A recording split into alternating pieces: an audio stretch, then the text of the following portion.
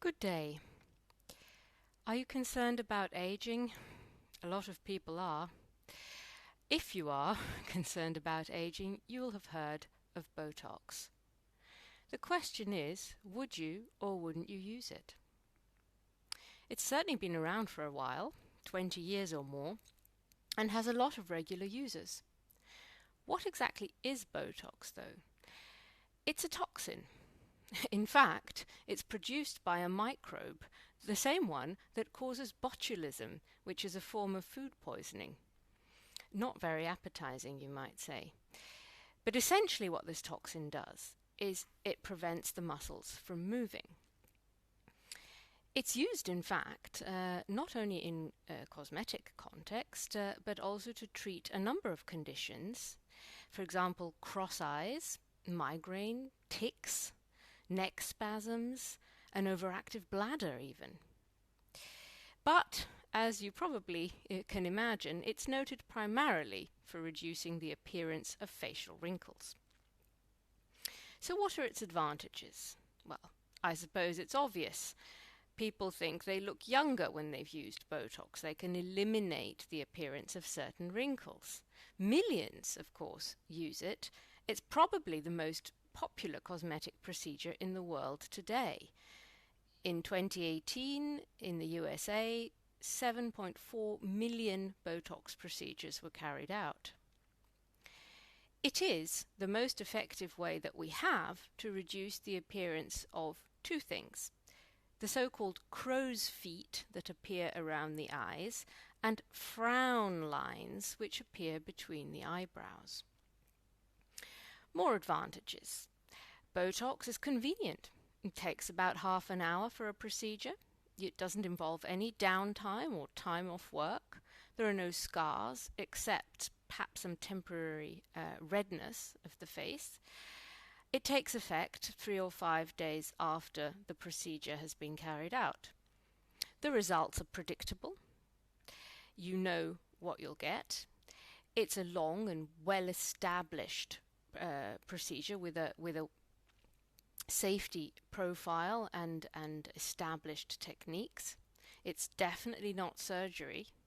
And last but not least, it's affordable. It's basically value for money. Well, you'll be asking yourself what the disadvantages are. Why isn't everybody at it?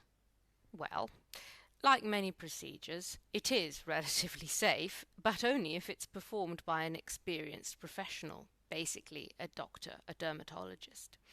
The problem is that it's often carried out by very poorly trained beauticians who aren't really qualified to carry out the injections. And where it's carried out by unqualified, non-professionals effectively, there is a risk of pain, of swelling, of bruising.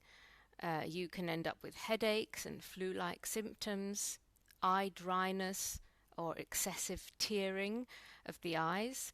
You could even end up with a droopy eyelid, a raised eyebrow, permanently in other words, or a crooked smile.